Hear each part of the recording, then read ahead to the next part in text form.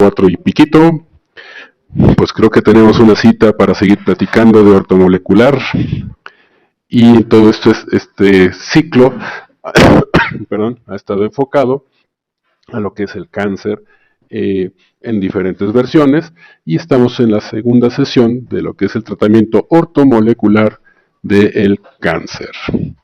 El día de hoy nos vamos a enfocar, así como la semana pasada nos enfocamos en lo que es la vitamina C y Linus Pauling y todos los que han colaborado con este tema, el día de hoy hablaremos más sobre lo que es el Hofer, Abraham Hofer. Ajá. Entonces, el día de hoy hablaremos de uno de los pilares de la química o de la medicina ortomolecular, el señor médico químico Abraham Hofer. Helo aquí. Abraham Hofer es un médico, bueno, fue un bioquímico primeramente, después médico y psiquiatra canadiense, y originalmente su primera carrera o sus primeros estudios profesionales fueron efectivamente en el área de la química, más específicamente de la bioquímica, y obtuvo su título, su bachelor's, estudiando lo que eran primeramente los niveles de la niacina en el trigo. Él se enfocó originalmente a lo que era el estudio de las vitaminas en las plantas, en la agricultura. Él se enfocaba en la parte de la agricultura y se enfocó y le interesó al principio muchísimo detectar lo que eran los niveles de la niacina, que después se convirtió en uno de sus temas centrales, así como a Linus Pauling se le relaciona abiertamente con la vitamina C. Bueno, a Abraham Hofer se le relaciona con la niacina, con la vitamina B3.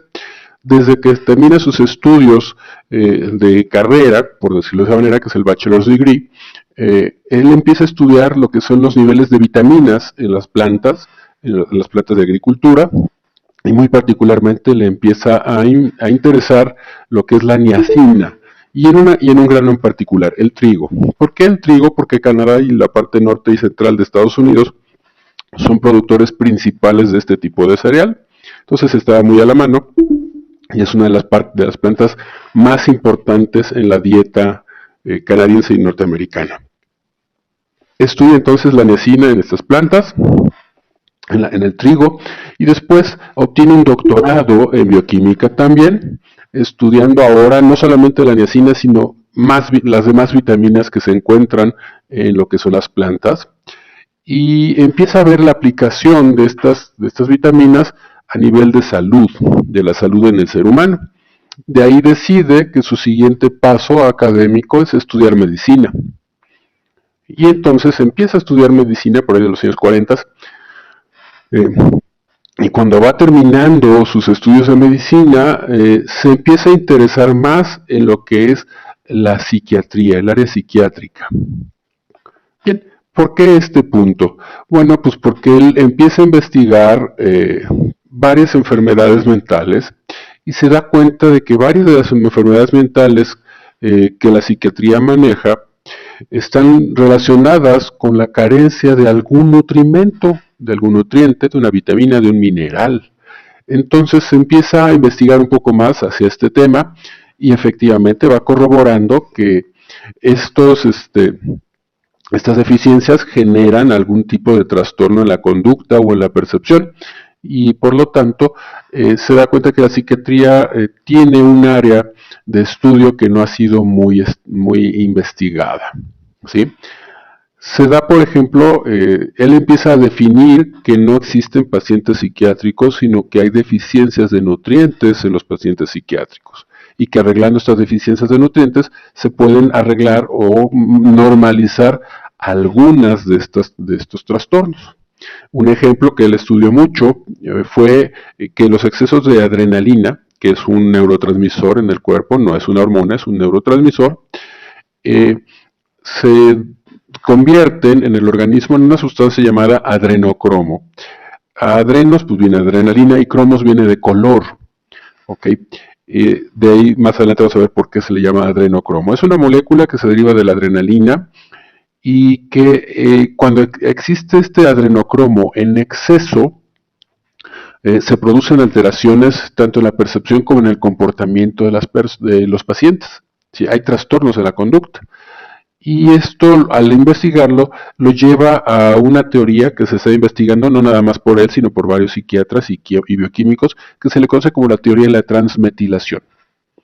Ok, vamos a entrar un poquito más hacia el tema.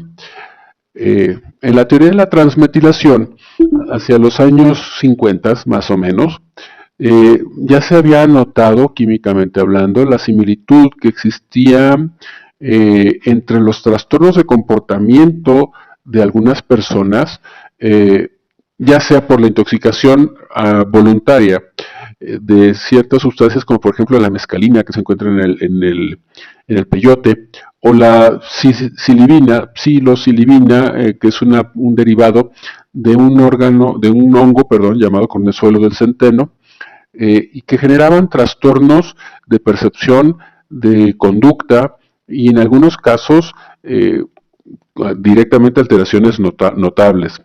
Y ahí lo que se daban cuenta, por ejemplo, es que cuando esta persona ingería tanto la mescalina o la psilibina o alguno de estos alucinógenos, estos comportamientos se parecían a ciertas enfermedades psiquiátricas. Entonces empiezan a darse cuenta que hay manifestaciones en los pacientes psiquiátricos que se parecen a las intoxicaciones con alucinógenos. Eso llama la atención y empiezan a investigar un poco más.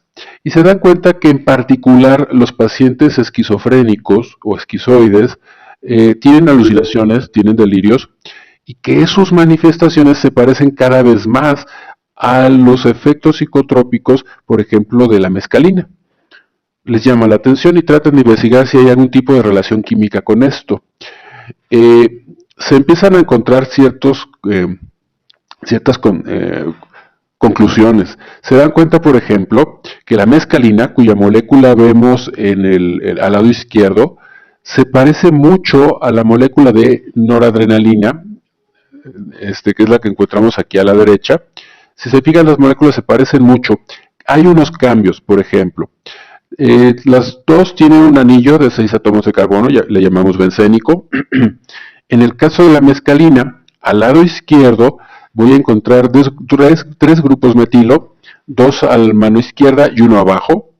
Y en el caso de la adrenalina o la noradrenalina, no voy a tener grupos metilo, voy a tener grupos hidroxilo o H's a mano izquierda. Y me faltan entonces los grupos metilo, los 3 grupos metilo que se encuentran en este anillo de benceno.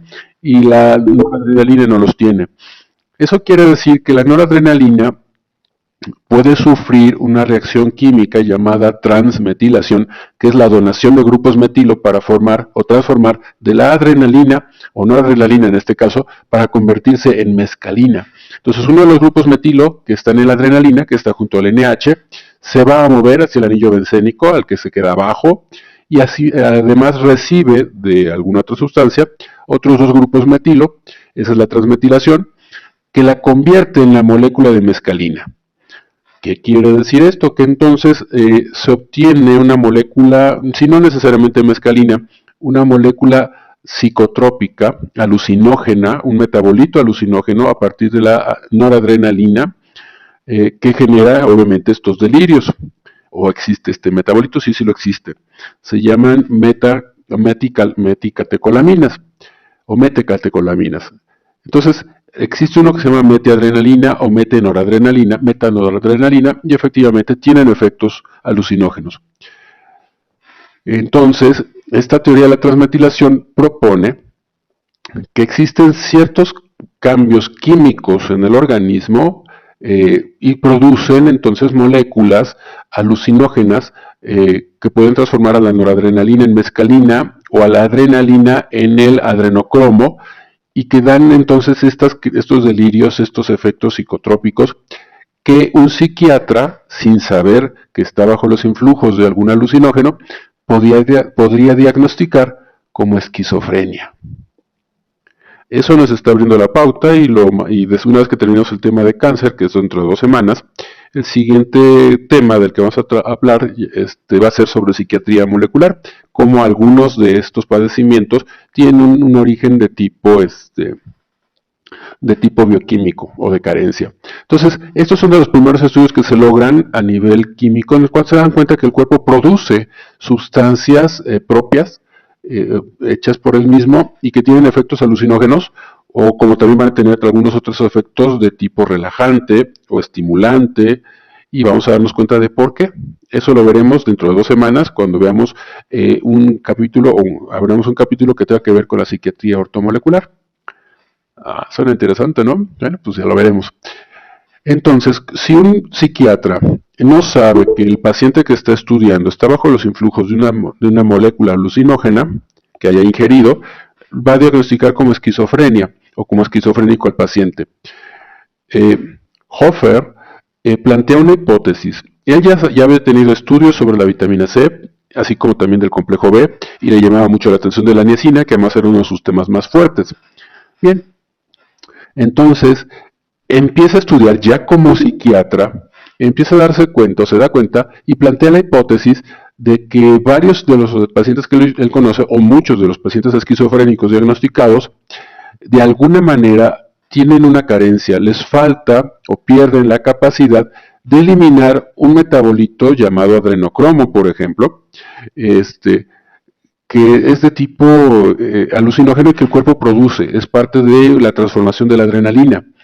Entonces, él sigue investigando y hace la propuesta, una vez que se plantea la hipótesis, hace la propuesta o su hipótesis de que la vitamina C podría en un momento dado ayudar a que esta molécula llamada adrenocromo pueda convertirse nuevamente a adrenalina y de esa manera evitar el efecto alucinante. O bien que la niacina, la famosa vitamina B3, podría también ser transformada o podría funcionar como un receptor de los grupos metilo que de otra manera transformarían a la noradrenalina, a la adrenalina en noradrenalina y en consecuencia a la mescalina. Entonces, ¿qué es lo que propone? Bueno, pues que la vitamina C nos va a ayudar a que el adrenocromo, que es un producto secundario de la descomposición de la adrenalina, se regrese a su materia original y siga siendo adrenalina y no la sustancia alucinante. Y que la niacina lo que va a hacer es, si hay metilos por ahí en el ambiente que van a estar flotando y que podrían unirse a la molécula de noradrenalina y transformarla en mescalina, la niacina lo que va a hacer en un momento determinado es atrapar estos grupos metilo que están en el ambiente para que no se transforme la noradrenalina en mescalina. Y de esa manera también evitamos el efecto alucinógeno. Entonces, él habla de 2 vitaminas, aunque Hofer está más que reconocido por lo que es la niacina, la vitamina B3, él también abogó muchísimo por el uso de la vitamina C en este tipo de situaciones psiquiátricas. Y después, vamos a ver más adelante en forma anecdótica, cómo llegó a la parte del cáncer, por qué está puesto aquí. Bien, aquí estoy poniendo en esta diapositiva una molécula, la molécula de la izquierda se llama epinefrina o adrenalina, como la queramos llamar, los 2 nombres son correctos, ¿sí? En Estados Unidos es mucho más fácil, o la nomenclatura anglosajona utiliza con mayor frecuencia el nombre epinefrina, pero es lo mismo que adrenalina para nosotros. Esta es la epinefrina o adrenalina, decimos que es una sustancia cuando está en solución transparente, no tiene color. ¿Sí? Yo puedo ponerle en un equipo, un espectrofotómetro, y me va a dar incoloro, sin transparente, a una frecuencia, a una longitud de onda de 270 nanómetros, más o menos. Por lo tanto, no da color en el espectro visible. Sin embargo, cuando la adrenalina se convierte en la molécula de la derecha, llamada adrenocromo, decimos que es un metabolito de la adrenalina, si se fijan, se parece mucho, salvo algún cambio. Si veo a la derecha, viendo en la molécula de la adrenalina, que está en mi mano izquierda, me voy a dar cuenta que tengo a mano izquierda el anillo de benceno y tengo 2 grupos OH. Estos están ahí, sin embargo en el adrenocromo se pierden estos hidrógenos, ¿sí? Se quedan nada más los oxígenos. Bien, eso hace un cambio también. Y además veo que en la molécula de adrenalina tengo un NH2 y luego un grupo metilo a mano derecha, juntito del anillo de benceno. Y yo veo el adrenocromo a mano derecha y veo que ese átomo o ese anillo se cierra y se vuelve un pentágono unido al anillo de 6 átomos de carbono. Eso se le llama grupo pirrol. y este grupo pirrol genera una química muy particular. Hay de hecho toda una química llamada química heterocíclica o química del pirrol, y que tiene toda una serie de reglas diferentes. Entonces este anillo pirrol se encuentra en muchas moléculas importantes en la naturaleza, entre ellas la hemoglobina o la clorofila. Este grupo pirrol también entonces forma parte del adrenocromo, y si se fijan, por haberse esos dos cambios, cerrarse ese anillo y formar el pentágono llamado pirrol, y haber perdido los hidrógenos que estaban a mano izquierda, la molécula ahora tiene un color. Si yo lo pongo, por ejemplo, en un espectrofotómetro, me va a dar un color entre naranja y rosa, dependiendo de la longitud de onda con la que yo estoy haciéndole pasar la luz, pero me da un color entre naranja y rosa. Por eso se le llama cromo, de que cromos quiere decir color. Entonces es adrenalina coloreada, adrenocromo. ¿Ok? Entonces, cuando yo detecto este anillo pirrol, sabemos que lo que tenemos a la vista es la sustancia alucinógena llamada adrenocromo, y que viene de la descomposición de la adrenalina. Entonces, la vitamina C lo que va a hacer básicamente es al adrenocromo que tenemos a mano izquierda, a la mano derecha, le vamos a donar grupos hidroxilo, grupos H, hidrógenos, y otros electrones que permitan abrir el anillo de pirrol, el que se encuentra con el nitrógeno.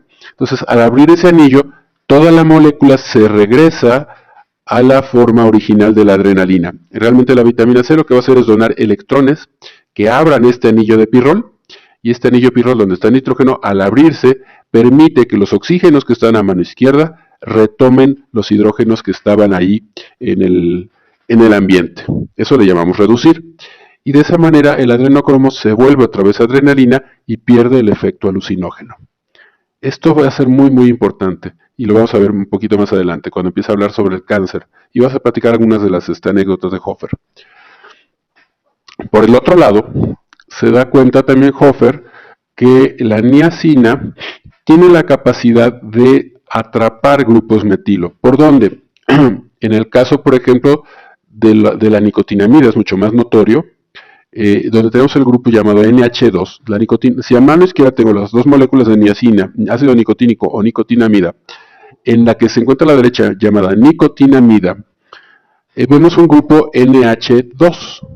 Este grupo NH2 tiene la facilidad de atrapar grupos metilo, grupos CH3.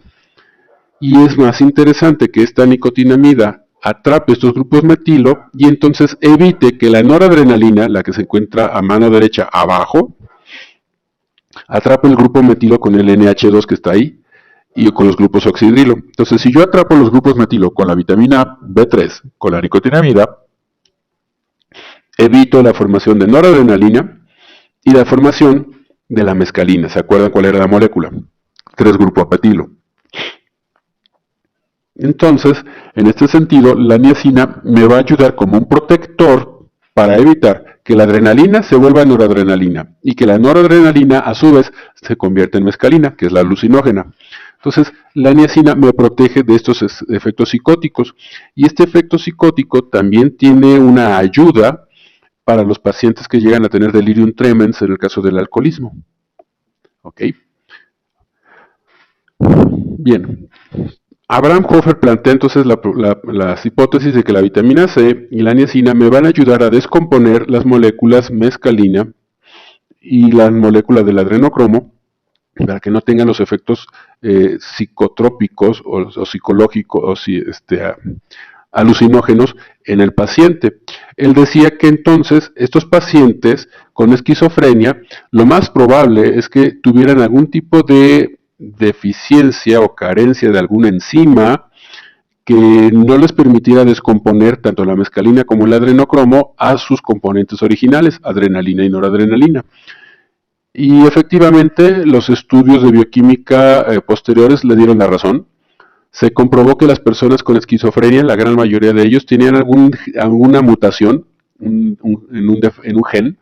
Y cuando decimos que tiene un defecto deleterio, quiere decir que se perdió la capacidad de producir algunas enzimas. Las enzimas de las que estamos platicando se llaman glutatión S-transferasas.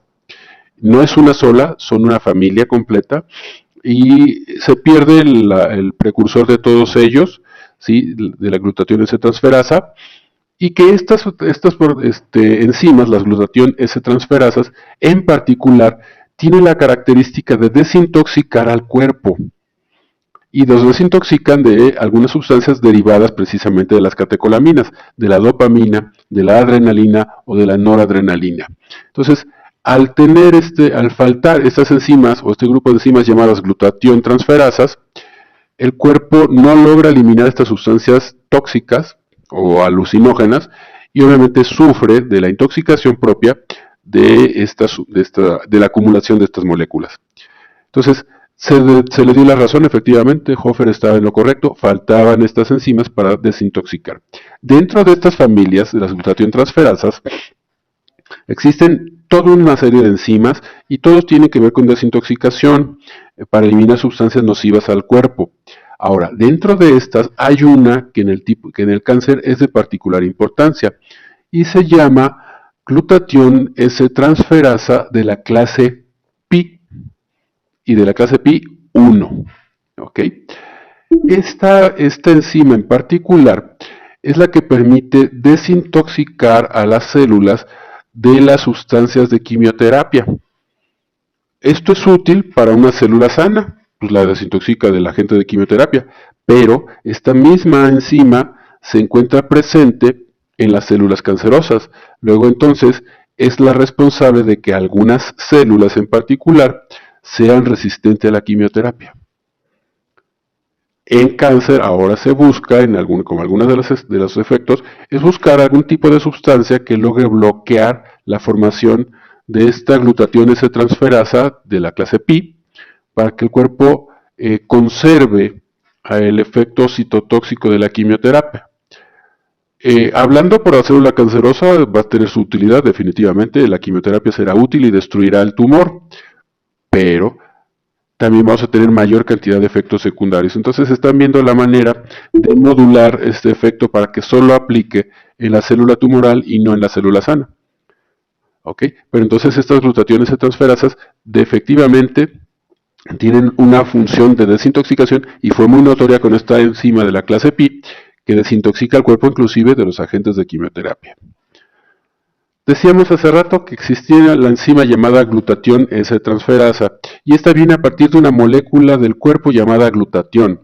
Esta glutatión también forma parte de una glutatión peroxidasa. Es una enzima muy famosa en nuestro cuerpo porque nos ayuda a desintoxicarnos de sustancias nocivas, pero a su vez es famosa porque es la única enzima a nivel cuerpo que requiere selenio para funcionar, formalmente hablando.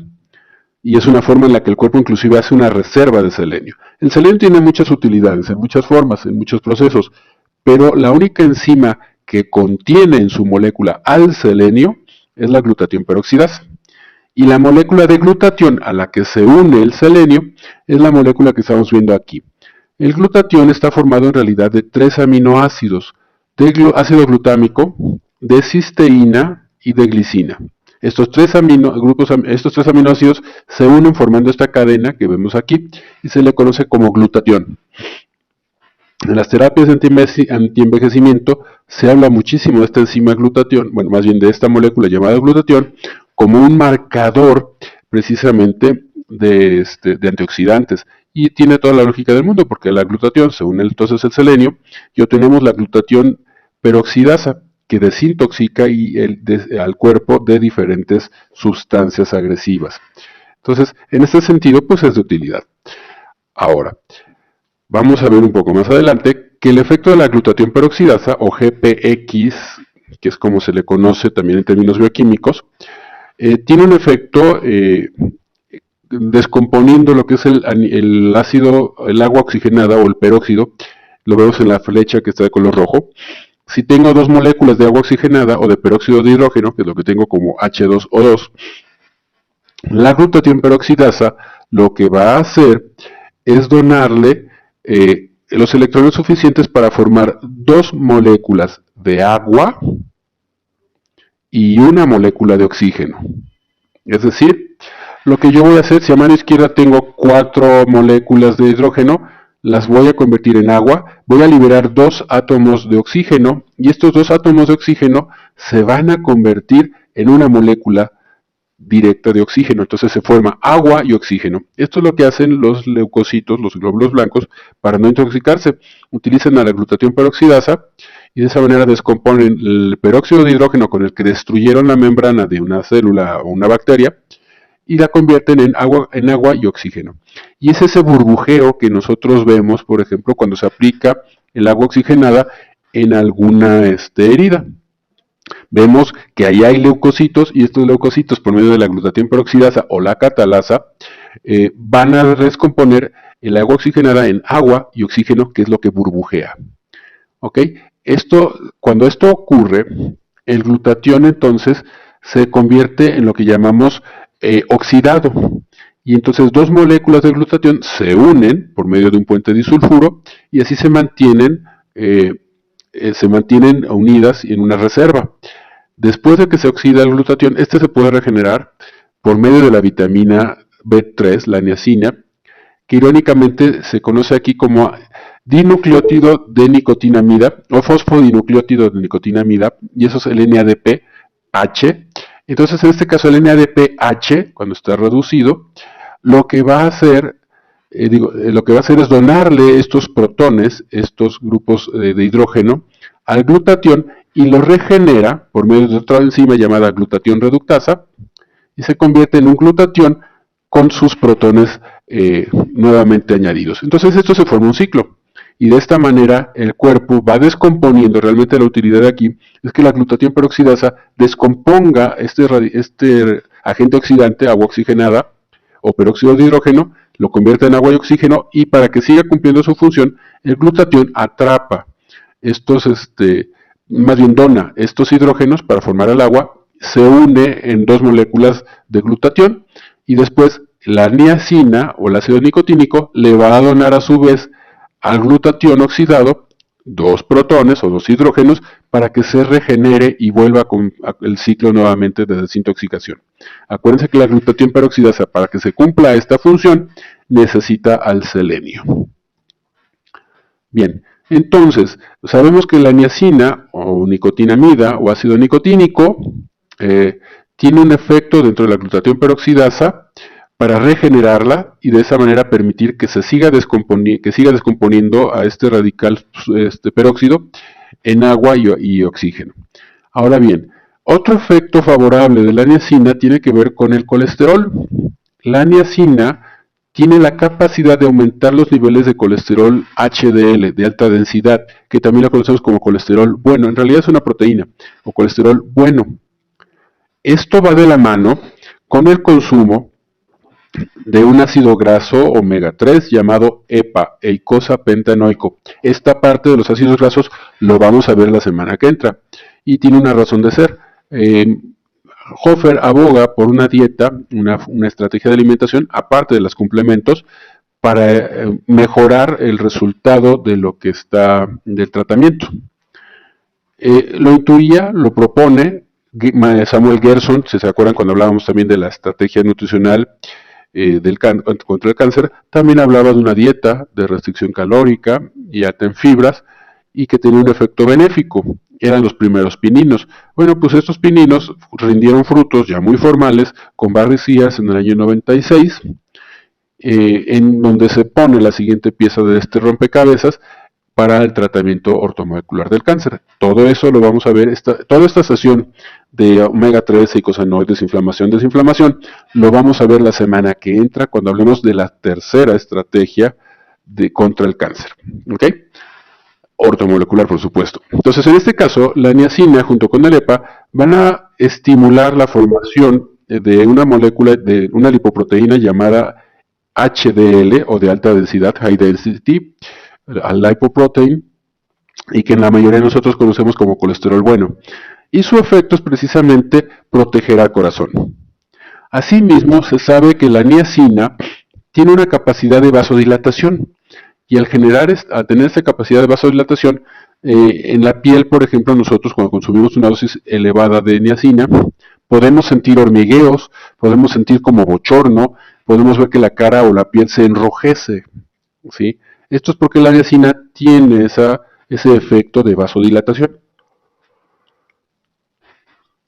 Este efecto no es tóxico, simple y sencillamente es de tipo anecdótico y ocurre en los pacientes cuando se utilizan dosis de niacina que generalmente superan el gramo. Ahora, este efecto es transitorio, no es permanente, el cuerpo se irá acostumbrando y el paciente también. Y para evitar molestias al momento de estar consumiendo esta vitamina, se recomienda que el paciente tome la niacina o el ácido nicotínico después de comer. Esto es un dato importante. ¿Por qué después de comer? Porque la sangre está concentrada en el intestino y entonces hay menor cantidad de sangre circulante en los capilares que pudieran producir este efecto de sonrojo. ¿Ok?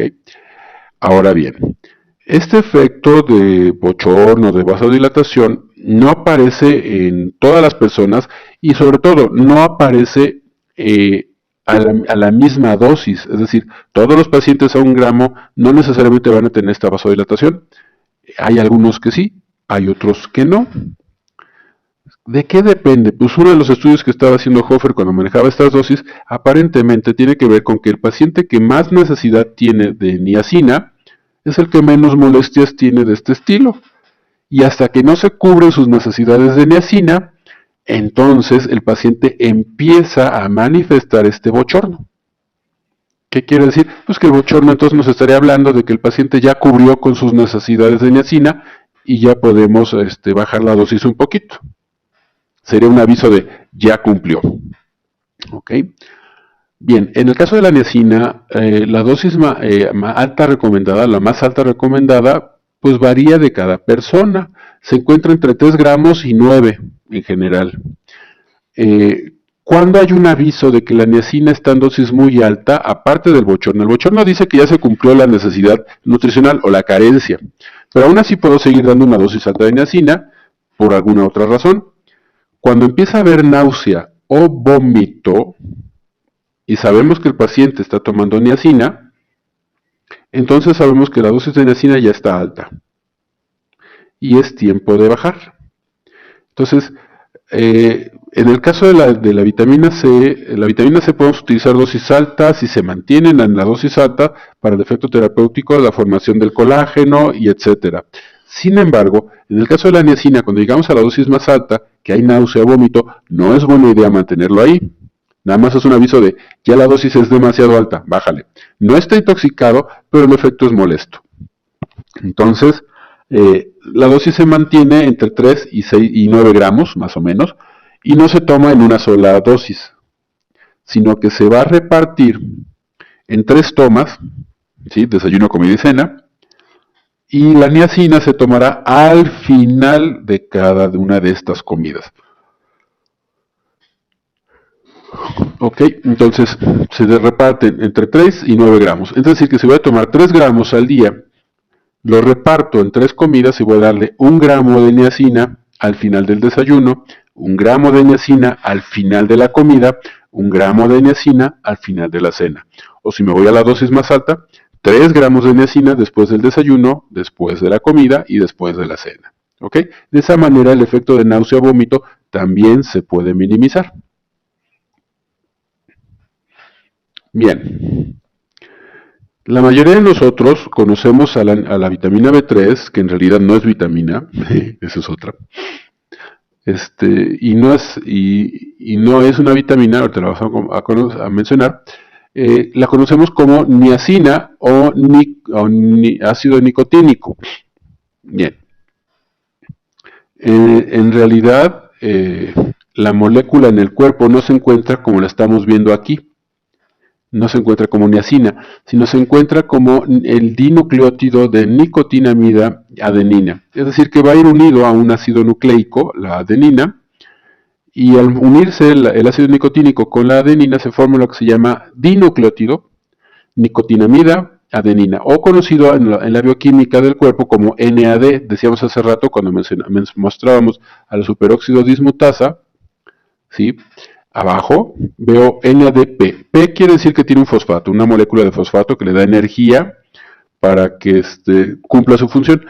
En la manera en la que se encuentra en el cuerpo es así, como NAD o NADP. ¿Okay? Es la manera en la que el cuerpo lo almacena. Las formas de niacina o nicotinamida que encontramos o ácido nicotínico, perdón, que encontramos en las farmacias son sintéticas. El cuerpo no la va a tener así, la va a tener siempre como nicotinamida, dinucleótido, es decir, NAD o NADP. Es la manera en la que el cuerpo la almacena. Ahora, ¿por qué decíamos hace rato que el ácido nicotínico o la niacina no es una vitamina? Ok, en realidad la definición de una vitamina es que es una molécula orgánica que el cuerpo no fabrica y por lo tanto necesitamos obtenerla a través de la dieta o de la complementación. ¿Sí? Es decir, que nosotros, como decíamos en un principio, Irving Stone nos enseñó que el hombre y un cierto grupo no produce vitamina C y por lo tanto necesita tomarla de la dieta. Y así ocurre con prácticamente todas las vitaminas que tenemos en el espectro, menos la B3. ¿Y por qué es así? La mayor parte de las vitaminas del complejo B las vamos a obtener a partir de nuestra dieta, sobre todo de tipo vegetal, y nuestra flora intestinal, no nosotros, nuestra flora intestinal también formará un poco de vitamina de complejo B. Sin embargo, la B3, como tal, el cuerpo sí la produce, la forma a partir de un aminoácido llamado triptofano. Entonces, el triptofano se descompone en niacina o en ácido nicotínico. Necesito 60 miligramos de triptofano para fabricar 1 miligramo de nicotinamida adenina, del dinucleótido. Como el cuerpo, nosotros sí lo podemos formar sin necesidad de flora bacteriana, no cumple con la definición de vitamina. No necesito necesariamente, no es indispensable obtenerla a partir de la dieta, aunque es deseable. Sí, tenemos la manera. Entonces realmente no entra dentro del departamento de vitaminas, formalmente hablando, así como Plutón no entra en el departamento de planetas del sistema solar, ahora se conoce como un planetoide o como un satélite excéntrico, pero bueno, es porque no cumple con ciertos requisitos propiamente establecidos por la Asociación de Astronomía Americana. En el caso de esta, es que el principal requisito para que sea una vitamina es que el cuerpo no debería fabricarla, y sí lo hace el cuerpo a partir del triptofano. Pero ¿por qué se le queda el nombre como tal, el de vitamina B3? Bueno, esto es una historia que cuenta Hofer, que él tiene un amigo y este amigo forma parte del grupo de Alcohólicos Anónimos, es un líder de uno de los grupos que está por allá en Canadá, y él le dice, oye, ¿habrá algo que se pueda tomar para ayudar con los problemas de depresión, de dolores de cabeza, de ansiedad que tienen más de uno de mis muchachos de alcohólicos? Y ya en este momento Hofer sabía de algunos de los efectos de la niacina y le dice, sí, dale niacina. Le dijo con el nombre niacina o ácido nicotínico. Le dice, dale niacina. Y empieza primero, el otro nada tonto, empieza a probarla él, se siente muy bien. Durante mucho tiempo este amigo padecía de depresiones, una depresión constante, y al cabo de 2 semanas, 3 semanas, por primera vez en años, la depresión había desaparecido. Él ya le hacía esta pastel de cumpleaños, por decirlo de esa manera, a su depresión, y resulta ser que en ese momento se le olvidó que existía. Por otro lado, sentía algunos dolores de cabeza, se le había normalizado. Entonces este amigo queda muy contento, o sea, no contento, lo que sigue, con los resultados que obtuvo a partir de la niacina, y le dice, oye, está buenísimo esto, ¿lo puedo recomendar a mis demás compañeros alcohólicos? Sí, adelante, no hay problema. Dice, oye, pero ¿sabes qué? No me gusta el nombre de niacina, como que no se pega, no se le pega a la gente. Hay algo más simple, podemos bautizarlo de alguna otra manera, como para tenerlo y proponerlo, y bueno, en este caso Hofer dice, bueno, hace tiempo atrás se le había bautizado originalmente a esta molécula como vitamina B3, pero en realidad no es vitamina porque el cuerpo la produce. Dice, no importa, me gusta. Y entonces irónicamente, Alcohólicos Anónimos rescató el nombre de B3 o de vitamina B3 a la niacina para que se siguiera utilizando, es que sabemos que estrictamente hablando no lo es. De hecho, entre ellos, entre los alcohólicos, existe un panfleto que se le llama así, la terapia B3, y es una terapia en la que se utilizan dosis importantes de vitamina B3, tanto en comida como en complementación. Entonces, en este sentido es un dato curioso contado por Abraham Hoffer de cómo el nombre de vitamina B3 regresó finalmente para reconocer a la niacina, aunque formalmente no es una vitamina. También él demostró que se forma a partir del triptófano y uno de los efectos positivos es que el triptófano, además de formar niacina, es un importante antidepresivo. Por eso el efecto secundario de este amigo fue vencer la depresión, porque ahí hay un intercambio entre triptófano y niacina, y en ese aspecto, al formarse el triptófano, se forma serotonina y la persona se siente mejor. Ahora bien, esto es una reacción química que se da en forma natural en el cuerpo, la formación de nicotinamida a partir del triptófano. Sabemos ahora que los estrógenos incrementan la formación de nicotinamida, ¿sí? Del dinucleótido a partir del triptófano, lo acelera, lo estimula. Y esto es acuérdense que también que la niacina o la B3 tiene un efecto cardioprotector al momento que favorece vasodilatación y favorece también la formación de colesterol llamado HDL. Luego entonces esto explicaría por qué los estrógenos tienen un efecto cardioprotector en el caso de las mujeres y por eso las mujeres no tienen tanto riesgo, no quiere decir que no lo tengan, no tienen tanto riesgo de infarto cerebral o de infarto cardíaco que los hombres, pues porque básicamente las mujeres al tener mayor cantidad de estrógeno producen mayor cantidad de vitamina B3 o de niacina y esta tiene un efecto cardioprotector al momento que favorecemos la proteína o la lipoproteína HDL. Datos curiosos, ¿no?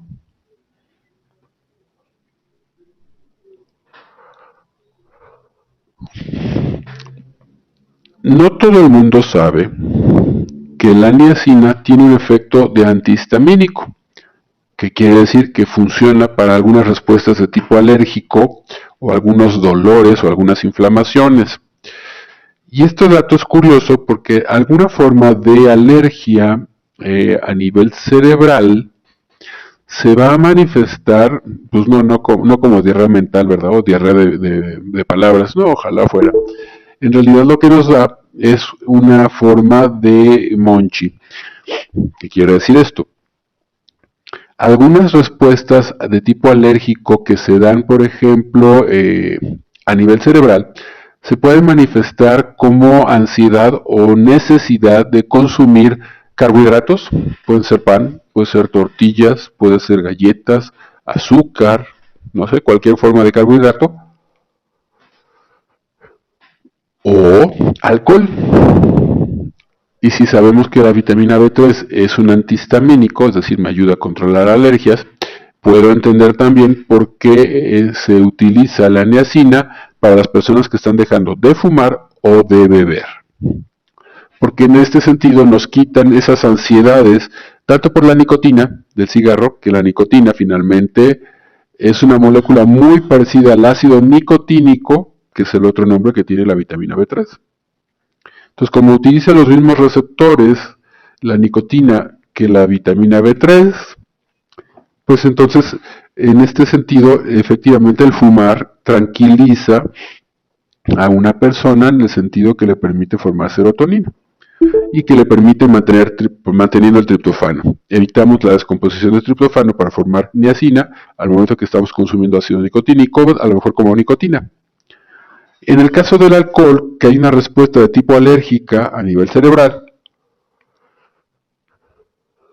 la vitamina B3 lo que va a hacer es funcionar como antihistamínico, desinflamando al cerebro y de esa manera la ansiedad por comer comida chatarra o azúcar o alcohol debe de irse disminuyendo en la medida que el cuerpo se va saturando de niacina.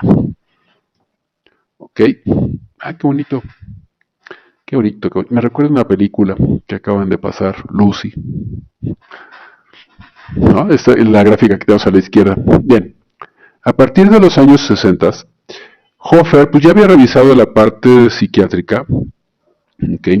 Y en esos estudios que hizo de tipo psiquiátrico se dio cuenta que la utilidad era importante. Dentro de las anécdotas que cuenta, por ejemplo, Hofer, cuenta de un paciente, un profesor de universidad que llega a su pabellón de psiquiatría, porque él ya era jefe del pabellón, y llega con una, no depresión, lo que le sigue, porque el paciente había sido diagnosticado con un tumor a nivel cerebral de muy difícil acceso, por lo tanto no lo podían operar. La radioterapia no entraba en este caso porque el lugar en donde estaba colocado era un sitio muy delicado y no pueden recurrir cualquier aparato, entonces tampoco, y sin embargo la paciente se estaba muriendo, ¿no? Por el tumor. Más bien el paciente. Este paciente a su vez había sido catedrático universitario, esa parte le hizo ruido a Hofer, y estaba ingresando al pabellón psiquiátrico básicamente por recomendación del médico familiar, pero sobre todo porque había sido diagnosticado con un tumor cerebral de muy mal pronóstico, se le daba muy poco tiempo de vida, no más allá de 2 o 3 meses, una cosa por el estilo. Entonces, al saber esta noticia, el personaje que había sido maestro de la universidad, pues se desquició de la depresión y entonces perdió contacto con la realidad. Entonces llega al paciente al pabellón psiquiátrico, pues básicamente nada más para cuidarlo en lo que se muere, porque ya estaba como loquito. En este sentido, lo que Hofer sabe es que, bueno, pues platica con él como director del hospital, se da cuenta de varios temas y le manda una nota al residente que le ayuda con el pabellón psiquiátrico, en particular con este, y le dice, le vas a dar, por favor, 1 gramo de niacina diario y 1 gramo de vitamina C después de cada comida. ¿Ok? Y me avisas cualquier cosa que ocurra con este paciente. Sí, cómo no. Entonces, el residente toma nota y empieza a proporcionarle vitamina B3, o en este caso la niacina o nicotinamida, y al mismo tiempo vitamina C en cada comida. Y el otro está esperando pues, que se muera en 1 semana o en 2, básicamente pues, por el grado de avance del cáncer. A los 15 días le pregunta, oiga, cómo va este paciente? Y le da el nombre, ¿no? Del médico de aquí. Y el residente le dice, pues que el paciente va mucho mejor, que ya está consciente, que ya no está psicótico, que está saludable y con mucha más energía. Ah, pues ok, no le cambie la dosis, mantenga el gramo de vitamina C y de complejo y de niacina después de cada comida y váyame reportando cada mes, cada 2 meses, cada 6 meses. Para no hacer el cuento largo, pasó un año, con el paciente ya estaba coherente, muchísimo más tranquilo, bien, muy, muy saludable. No sabemos si regresó a dar sus clases en la universidad, pero es una posibilidad. Y al cabo del año, le perdió la pista por un año Hofer, llega el paciente y le muestra sus resultados de laboratorio. El tumor cerebral se había disminuido a un nivel muy importante y ya iba a ser operable. ¿Qué quiere decir? En ese momento Hofer dice, pues mira qué interesante, fue un feliz hallazgo. Dándole niacina a este personaje, su problema cerebral se mejoró, lo cual parece bien. Después le llega otro paciente que está desahuciado, es una chica de 16 años con un cáncer muy agresivo en el brazo y el médico ya la tiene programada para amputar y la mamá no está de acuerdo. Entonces se arma toda una negociación con Hofer. Mi amigo Corazón de Pollito dice que sí. Y empiezan ese tratamiento de vitamina C y niacina en particular. Y se da cuenta que el paciente, a dosis más altas, el paciente no solo no avanzó su cáncer, se controló. Él decía, bueno, pues es el complejo B, digo, la vitamina C. Pero también se dio cuenta que el cáncer no solo no progresó, sino que salvó el brazo, no fue necesario operarla. Y para hacer una conclusión feliz de esta situación, la paciente, porque era mujer, murió 24 años después y no fue de cáncer, fue otra cosa. podríamos decir formalmente hablando que entonces en este caso el doctor Hofer la curó por medio de vitaminas de un cáncer que era muy agresivo y aparentemente discapacitante. Desde ahí terminó de fortalecer la frase que decía, o que sigue diciendo, que en este caso no hay pacientes sino deficiencias de vitaminas. ¿Sí? Y que en ese sentido, dependiendo de la vitamina que se esté perdiendo, se va a manifestar algún tipo de enfermedad. No es una frase suya, pero también existe una mnemotecnia para detectar cuando hay una carencia de vitamina C, y esta es conocida como las 4Ds. ¿Sí? Empieza con dermatitis, esas manchitas de color como si fueran gotitas de ácido, huequitos, manchas rojitas o blanquitas en las personas de color.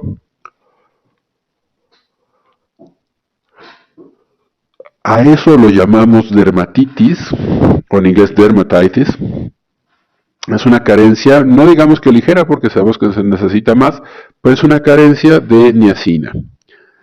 Si esto no mejora, entonces ahora ya no es una cuestión nada más de tipo físico, la dermatitis. Ahora el paciente entra en depresión, dermatitis, depresión. Y si esta depresión es suficientemente profunda, se vuelve entonces dermatitis, depresión. Cuando llega a un grado de tipo ya más agresivo, se llama demencia, alucinaciones inclusive, auditivas, olfativas, orales. Hay diferentes, el tipo se queda de repente como platicando solo, como si se le hubiera trabado el cassette. Bueno, pues básicamente estamos hablando de una demencia, como la demencia senil, y al final la cuarta D le llamaríamos defunción. Entonces las 4Ds que me hablan, por ejemplo, de una deficiencia de complejo B serían las siguientes: dermatitis, depresión, demencia y defunción. ¿Ok? Y generalmente ocurrirán en este ritmo o en esta secuencia: depresión, dermatitis, depresión, demencia y muerte, deceso. ¿Ok? Son 4Ds, es una mnemotecnia muy sencilla de aprender y nos habla de una carencia de complejo B. Siguen llegándole cada vez más y más y más casos a Bram Hofer sobre pacientes curiosamente todos desahuciados de cáncer, por alguna razón. Por ley en Canadá se le manda, cuando un paciente es de cáncer avanzado o terminal, se le manda con el psiquiatra para que le ayude con su proceso de duelo antes de morir, para que se vaya despidiendo de las cosas materiales que él tiene. Por eso es que se le mandaban pacientes terminales de cáncer a Abraham Hofer, y porque sabían de su trabajo con las vitaminas. Entonces te lo mando para ver qué puedes hacer, y pues el otro tenía materia prima muy buena para investigar. Entonces ahí se da cuenta precisamente que las vitaminas no solamente regulan el sistema inmunológico, no es lo único que hace, tiene muchas otras funciones, como es por este caso, protegernos del cáncer. Entonces se van juntando más de 150 casos, de hecho son más, y el doctor Hofer tiene un detalle, es muy metódico y le gusta apuntar todo. Entonces sin querer, él estaba haciendo un protocolo, y este protocolo era sobre el uso precisamente de las vitaminas y minerales en cáncer, en particular la niacina. Tiene una estadística recopilada, y al momento que está recopilada esta estadística, habla o toma contacto con Linus Pauling, le comenta: oye, yo tengo una investigación funcionando en camino, y aparentemente va bien. Encuentro unos resultados muy especiales, pero no sé si son reales. ¿Podría revisar la estadística y decirme si esto que veo es real?